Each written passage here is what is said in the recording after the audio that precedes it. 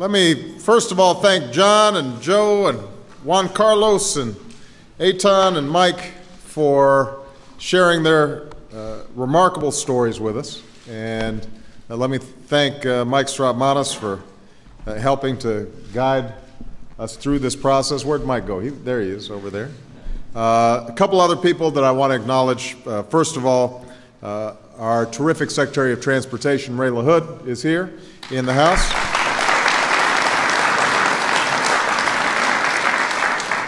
A dear friend of mine, former colleague in the Senate, Senator Evan Bayh, is here. Where does Evan go?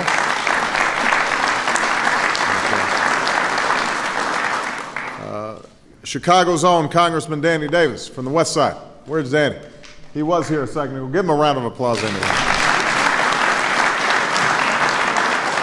And I want to thank kids from the Life Pieces to Masterpieces as well, and Foundry United Methodist Church. Thank you very much for your participation. And I want to thank members of the Faith-Based Advisory Council's Subcommittee on Fatherhood that has helped us to organize these events today. Good afternoon, everybody. It is wonderful to see you. I see some familiar faces in the house. Rev, how you doing? It is great to have all of you here today as we gear up to celebrate Father's Day and to recognize the vital role that fathers play in our communities and obviously in our families. This town hall marks the beginning of a national conversation that we hope to start about fatherhood and personal responsibility, about how fathers across America are meeting the challenges in their families and communities and what government can do to support those who are having a difficult time. Today you've had a chance to hear from 5 of those fathers, men who are doing an outstanding job of meeting their obligations in their own lives.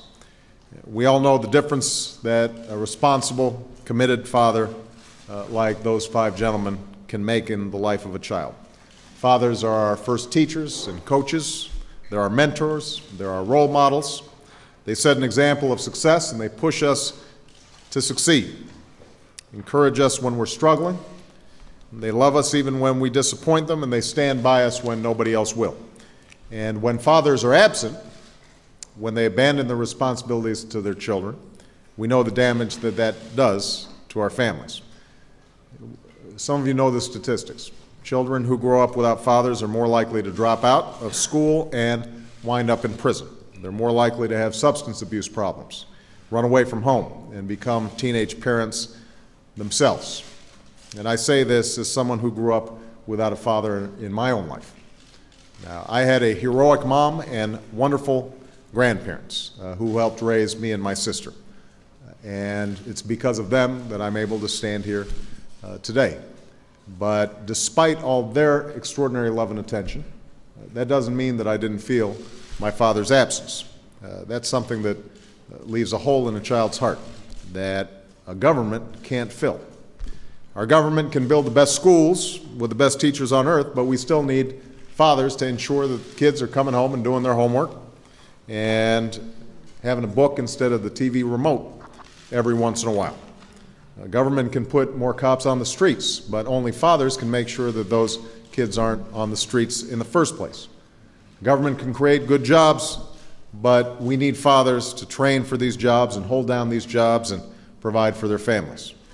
If we want our children to succeed in life, we need fathers to step up. We need fathers to understand that their work doesn't end with conception. What truly makes a man a father is the ability to raise a child and invest in that child. And we need fathers to be involved in their kids' lives, not just when it's easy, not just during the afternoons in the park or at the zoo when it's all fun and games, but when it's hard, when young people are struggling and there aren't any quick fixes or easy answers. And that's when young people need compassion and patience as well as a little bit of tough love. Now, this is a challenge even in good times, and it can be especially tough during times like these when parents have a lot on their minds. They're worrying about keeping their jobs or keeping their homes or their health care, paying their bills, trying to give their children the same opportunities that they had. And so it's understandable that parents get concerned. Some fathers who feel they can't support their families get distracted. and even those who are more fortunate may be physically present but emotionally absent. And I know that some of the young men who are here today might have their own concerns one day about being a dad. Some of you might be worried that if you didn't have a father, then you don't know how to be one when your turn comes. And some of you might even use that as an excuse and say, well, if my dad wasn't around, why should I be? Let's be clear. Just because your own father wasn't there for you, that's not an excuse for you to be absent also. It's all the more reason for you to be present. Now, there's no rule that says that you have to repeat your father's mistakes. Just the opposite. You have an obligation to break the cycle and to learn from those mistakes and to rise up where your own fathers fell short and to do better than they did with your own children. And that's what I've tried to do in my life. You know, when my daughters were born, I made a pledge to them and to myself that I would do everything I could to give them some things I didn't have. And I decided that if I could be one thing in life, it would be to be a good father. I haven't always known exactly how to do that. I've made my share of mistakes. I've had to ask a lot of questions. But I've also learned from men that I admire. And one good example is Michelle's father, Fraser Robinson, who was a shining example of loving, responsible fatherhood. Here's a man who was diagnosed with multiple sclerosis when he was 30 years old. But he still got up every day, went to a blue-collar job. By the time I knew him, he was using 2 crutches to get around. But he always was able to get to every dance recital, every ball game of Michelle's brother. He was there constantly and helped to shape extraordinary success for his children. And that's the standard that I strive for, though I don't always meet it. And as I said before, I've made mistakes as a parent, and I'm sure I will make plenty more. There have been days when the demands of work have taken me from my duties as a father, and I've missed some moments in my daughters' lives that I'll never get back. So I've been far from perfect, but in the end, it's not about being perfect. It's not always about succeeding, but it's about always trying, and that's something everybody can do. It's about showing up and sticking with it, and going back at it when you mess up, and letting your kids know, not just with words, but with deeds, that you love them and that they're always your first priority. And we need dads, but also men who aren't dads, to make this kind of commitment, not just in their own homes, to their own families, but to the many young people out there who aren't lucky enough to have responsible adults in their lives. We need committed, compassionate men to serve as mentors and tutors and big brothers and foster parents, even if it's just for a couple hours a week of shooting hoops or helping with homework or just talking about what's going on in that young person's life. Even the smallest moments can end up having an enormous impact, a lasting impact on a child's life. So I am grateful to many of the organizations that are here that are working on these issues. Some are faith-based, some are not, some are government-funded, some are privately funded, but all of you have those same commitments to making sure that we are lifting up the importance of fatherhood in our communities. This is not the end, this is the beginning of what I hope is going to be a national dialogue, and we're going to have regional town hall meetings, as Mike may have mentioned, to make sure that participants all across the country are starting to have that positive effect in their communities. And I especially want to thank the young people who are here today, because you're the ones who are going to have to carry this message forward. So, with that, I know we've already had some discussion, and what I want to do is to see if we can expand the conversation. We should have some microphones in the audience so that everybody can be heard. Am I correct? Mike, are you going to be like Oprah? I'm not going to be like Oprah. Okay. This is for you. All right, this is for you. Okay. So what I want to do is just call on some folks. They can ask a question. They can share a story. Organizations that are doing great work on fatherhood, please tell us a little bit about the work that you're doing. And I want to especially hear from some of the young people who somehow ended up sitting in the back. I don't know how that happened. But, all right, I'm going to start with this young man right here. Go ahead. Introduce yourself. Stand up, please. Yeah, my name is Warren. I'm president of an organization called National Fatherhood Initiative. And first, just thank you for what you're doing on this issue. And a lot of folks have been sort of toiling on this issue for a number of years, and to have you come forward and and step up and make this a national priority is really important. And one of the things I just want to say to you that, your message in terms of the fact, even though you've had obviously tremendous success without your dad, the fact that you really needed him, and that kids have a hole in their soul essentially in the shape of their dad, I think is pretty important, because we really need to focus on that issue, that we got to change the legacy and help our kids pass on the legacy, help our dads pass on a different legacy than maybe they inherit. I grew up without my dad as well, and went to Princeton and things of that nature, but still needed him, and that's one of the reasons I do the work that I do. So I really am delighted that you're doing the great work that you're doing around this issue. Thank you so much. I really want to emphasize this point about how just small moments and gestures can make a huge difference. A lot of folks know I love playing basketball, but it was my father who gave me my first basketball. Even though he wasn't a part of my life, in the few weeks that I was with him, he gave me a basketball. A lot of folks know I love jazz. Turns out he took me to my first jazz concert. I didn't remember this until later on in life, but just that imprint is powerful. And imagine if that's sustained every day. And especially young men when they hit the teenage years, to have somebody there who's there to steady them and to provide them with some guidance, that makes all the difference in the world. So, and again, this is not to take away from the heroic work that moms are doing. It's to emphasize moms need some help. Because if you're a single mom like mine was, and maybe they're going to school or working, the pressures are enormous. And having somebody else there who's able to carry on that child rearing responsibility is absolutely critical. So, anybody else? Let me get one of these young people here. Go ahead. Good afternoon, everyone. My name is Larry Holmes. I attend the St. Albans Schools for Boys, and I would like to ask you a question. Yes, go ahead. Traveling from state to state, country to country, being a president, which one is funner, being a father or being a president? Oh, well. Well, I mean this. Nothing is more fun than being a father. Now, my kids aren't teenagers yet, so I don't know. I don't know whether that will maintain itself. But right now, the greatest joy I get is just hanging out with the girls and talking to them and watching them grow and succeed. And probably the most fun that I've had since I've been president was actually at a parent-teachers conference where the teachers were bragging on my children. And I just sat there and I just basked in the glory of, and that, nothing's more important than that. And I think a lot of fathers can relate to that. But here's the important point, is that with as many responsibilities as I have, and I've got a huge support structure and staff and whatnot, it turns out that you can still carve out time to make sure that you're having a conversation with your kid.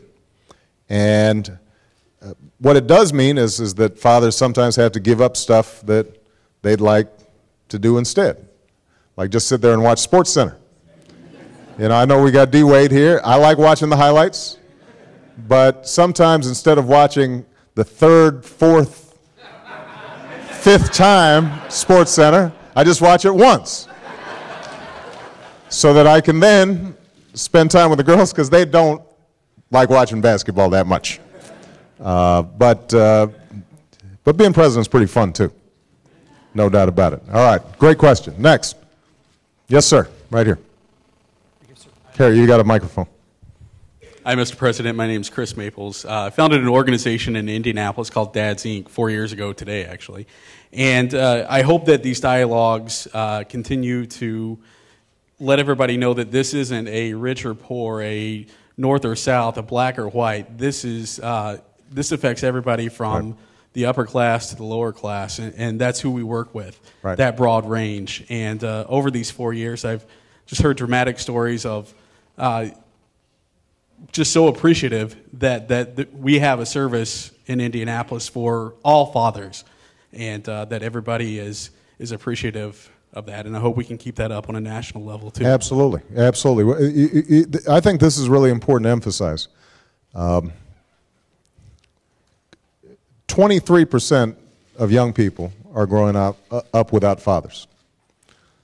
Now, in the African American community, it's close to 50%, maybe a little over, depending on the statistics that you look at. So there is a real crisis going on in the African American community on this issue, but it is a more pervasive issue. And I just went to a wonderful organization called Year Up that has young people who are getting trained after high school, most of them, on specific job training skills, computer skills, but also how to conduct themselves in an office and write an email and et cetera. And it was wonderful talking to these young people, but one of the things I said specifically to the young men is that you can't use anything as an excuse not to be involved with your children. You know, because kids, they won't judge you based on whether you're wealthy or poor. They will judge you if you are abusive to their mother. They will judge you in terms of you not showing up when they need you. That's what makes a difference. And you know, kids will respect their fathers if their fathers are showing kindness and are modeling that they're working hard and trying to do what's right for their families. And you know, kids will understand that sometimes, you know, families fall on hard times. They get that. You know, Joe Biden's here, and Joe, actually, I want to talk to you because you had a terrific relationship with your dad, but there was a time where your dad fell on some hard times, and yet you still talk about him all the time as the most important guiding role model in your life. Well, Mr. President, I think it's great what you're doing, by the way. This is a big deal. Folks, you know, the President said sometimes fathers make mistakes, and I've made my share, but there's one thing my father told me. There's a mistake a father should never make, and that is communicating to his child there's anything other than total unconditional love. If there's total unconditional love, that includes discipline, but a total unconditional love, it doesn't matter whether you're rich or poor, whether or not you're a real smart dad or you're not such a smart dad, whether you're handsome or you're not so handsome, it doesn't matter. It doesn't matter. Kids need love. And as a single parent, Mr. President, I did that for a while, having two sons, as Evan knows. And what I can say to you is my mom has an expression. He's always kidding me. I'm always saying my mom and dad's expressions, but my mom has an expression. And she said, I could hear her when she was a kid, and when I was a kid, saying it to her peers. She said, be careful how you treat your children. You may need them someday. And I want to tell you, President knows my sons and my daughter. It doesn't change. The happiest thing in the world is being a father. This day, my 40-year-old son is Attorney General of the state of Delaware. The President sees it in my 39-year-old son and my 27-year-old daughter. If my son, Attorney General Captain Biden, walked in the door from Iraq today, first thing he'd do is walk up and give me a kiss. I mean it. This is not a kid who knows how to handle himself. But the point is, it gives me more joy, and I think it gives every father in this room more joy than any other thing that happens in your life, whether your son or daughter does that. So, Mr. President, you're a great president, you're a great dad, and you're really good to be doing this. It's a big deal. Thank you. All right. Thank you. All right. Anybody back here want to comment on some of the things they heard or saw, or go ahead. I'd like to ask you a question, Mr. President. At one point, you had to decide you wanted to run for president. With two young daughters, can you share with us how you had to wrestle with that decision?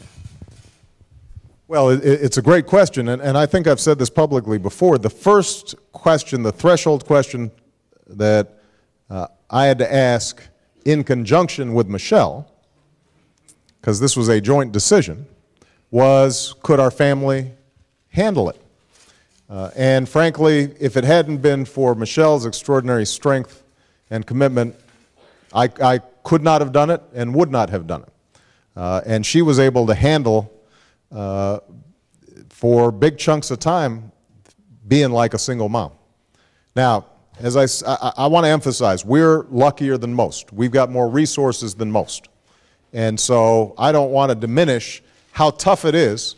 If you're working 2 shifts, you're coming home beat, and then suddenly you're also expected to help on the homework and do all these things. It's a big challenge for a lot of families, and we had more resources than most, but it was still a very difficult decision. Frankly, I don't think we would have made the same decision if our kids were a little older. Part of the reason it was okay was because when I started running, Sasha was 5, Malia was 8, and they were still in Chicago. My mother-in-law, and they had a whole network and a community and a family that could help and support them. And so as a consequence, we figured out they would thrive. The person who suffered the most was me, because I would be calling from God knows where, and they'd be having fun and laughing, and kids don't talk on the phone that well. So I'd be, Sasha, how was your day? Fine.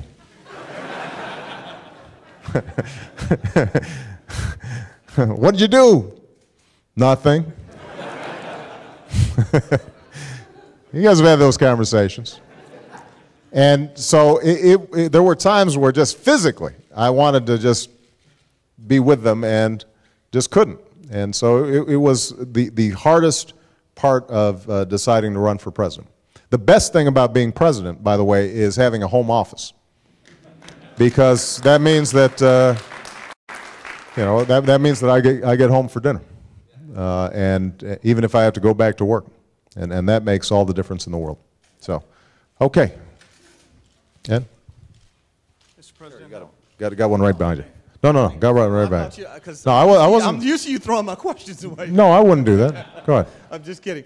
Listen, I just wanted to thank you very much. We started an initiative with Al Dotson and 100 black men called Daddy's Promise, which really takes a look at fathers involving themselves in their daughters' lives, and you've been a great image for that. And what I just wanted to tell everybody is the service that you've given us just with the image of you and your family and your daughters has gone and made tenfold in terms of it being easier to tell men to involve themselves, because as we know, the media and image is so powerful. And I'd like to thank you very much for that and being upfront on that, and encourage everyone to do so in your neighborhoods, because as much as we look to this man and others in the media, it is those of you who are there on an everyday basis, and when you see parents with children, it goes a long, long way. So we thank you for that. Well, I appreciate that. But I think you made the right point, Ed, which is it's one thing seeing people on TV. It's another thing seeing that young father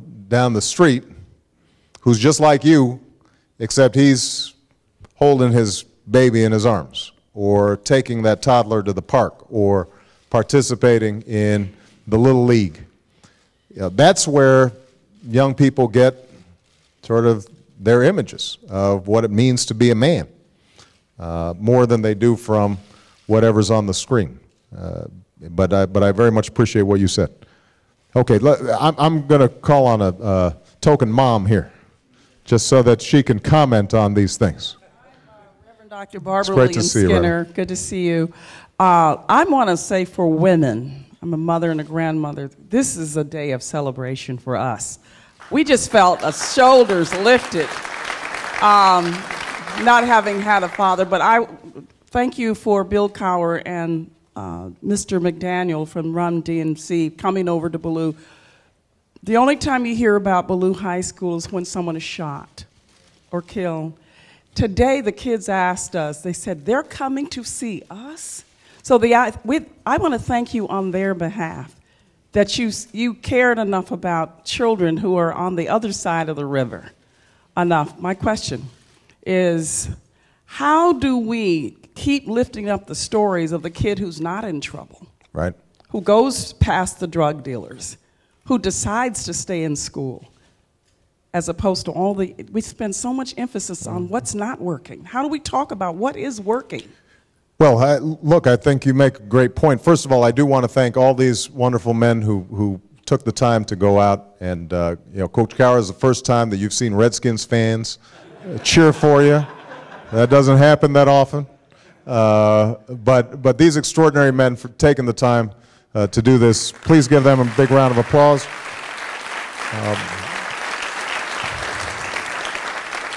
But I think you're absolutely right, Reverend, that sometimes we've got to lift up success instead of just remarking on failure. Because the young men that I met at the trip that I took to Europe, these were extraordinary young people. They were poised and they were polished and and these are all kids from the neighborhood, but somebody had reached out to show that they care. And it turns out that young people are incredibly resilient. It doesn't take that much. All it takes is somebody to put a hand on them and say, you know what, you're important, and I'm listening to you. And if it's the wrong person who's putting that hand on them, if it's the gangbanger that's putting that hand on them, then they'll respond to that. And if it's a person in the community who's working hard, they'll respond to that. And so we do need to affirm positive behavior and not just condemn negative behavior. Because a lot of times, young people just need to be told. That if you, one of the neat things about this program that I was looking at was they had a whole code. The first thing that they trained young people on was, how do you interact with others? So everybody that you met, they were shaking your hand and looking at you in the eye, and they weren't mumbling. And there were certain words that they had banned from usage. Not just curse words either. They were saying, don't go around saying shorty and what's up, G, and because that's not professional, and all that was important to them, and they absorbed it very quickly. But it requires spending a little time and lifting up some role models. So, okay, all right. This is always tough. The last question thing. I'm going to call on one of these young people again. Just here you go. Go ahead. This young man right here. He had his hand. I was wondering, What's your name? I'm Nick Bayh, and I'm also from St. Albans. Hey, Nick. Yeah, you're with this crew here. Mr. President, I was wondering how you felt when you first became a father. Well, let me tell you the story of me. First of all, Malia was born on the 4th of July. And every first father has this memory of, you're waiting, and then suddenly Michelle woke me up at around 3, 4 o'clock, and I was sleepy, and she says, "Hey, Buster, I think this may be happening," and you jump out. It was like a movie. I was jumping out of the bed and looking for my shoes and the bag, and things went fairly smoothly. But the first time you see that child and bringing her home, driving really slow in that little car seat, and then that night, knowing that there was this new life inside your house in a little bassinet, and remembering to check on them every 5 minutes to make sure they're still breathing, and then feeling them lying on your chest, when you fed them, and they're falling asleep, and you knew at that moment something that, if you're not a father yet, people say and you don't believe, which is at that moment you realize you will do anything for that child. Right? There's nothing you wouldn't do for them in a heartbeat, and that bond between a parent and a child is something that is precious. It's sacred, and it's a true blessing. And sometimes I think in the hustle of life, you forget what a blessing that is, and that ultimately, after all this stuff is done, after Joe and I are retired and nobody knows our name, the one thing that we'll remember are those moments, right, when you were holding your kid and watching them grow, and the first time they walked, and that's the stuff that'll stay with you. And that's why if there's one last thing I want to communicate to those fathers who maybe haven't been involved in their child's life, it's to emphasize that this isn't an obligation. This is a privilege to be a father. And that's something that all of us should take on for themselves. So thank you, everybody, for participating. I appreciate you. Thank you.